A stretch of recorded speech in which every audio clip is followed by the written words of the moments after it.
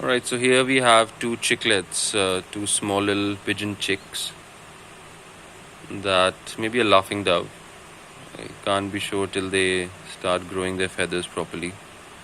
So they were found on top of someone's terrace who lives in my colony because a cat killed the mother and destroyed the nest. These were the two chicklets that were hiding in under a ledge, under a water tank. Under a water tank, these two were quietly sitting in a corner. I'm happy that the cat never got to them.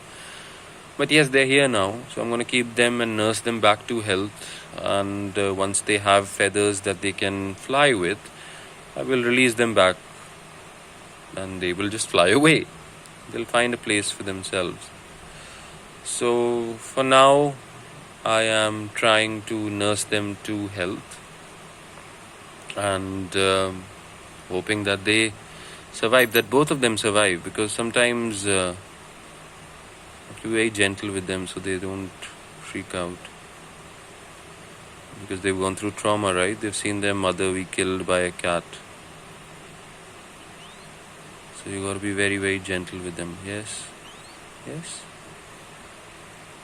And the squeaking, they're making these small squeaks, beautiful. Yes, my love.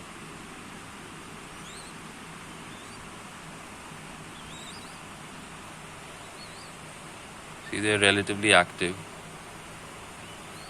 and I'm hoping that they will survive. They're good boys, both of them.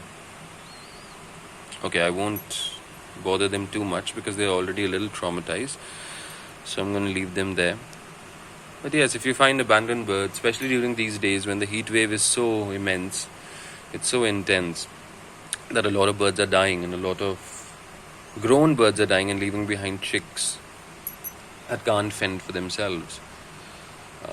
If you are in Delhi, obviously I'm here, that you can contact me on my email ID, oddrambler13. If you're not in Delhi, there are many NGOs that work towards this. If you do find them, it would always be better that you send them to some rescue or rehabilitation NGO that works for this cause, instead of trying yourself to nurse them back to health. I've been doing this for a very, very long time, so I understand what I'm doing, and I'm trained as a naturalist. I'm trained as a animal rehabilitator and rescuer. I have formal training in it, so I know what I'm doing. But if you don't know what you have to do, if you run across something like this, then the best bet would be to find local NGOs, find local animal rescue, local SPCAs that will take them in. For birds, it's generally rare. Not a lot of NGOs work for birds.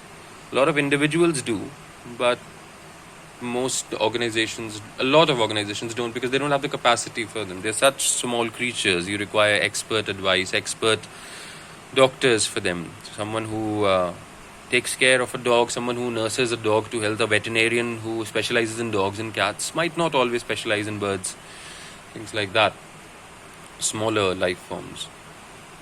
So, long story short, I found them on the top of a terrace of someone in my colony who reached out to me.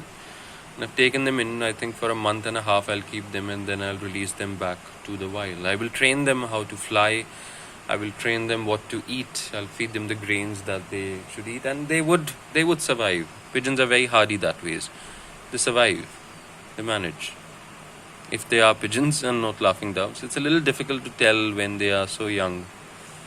They are very similar when they are young, but as they grow, the colors change substantially. Alright, the sweethearts are now feeling slightly sleepy, I think. So I'm going to leave them there.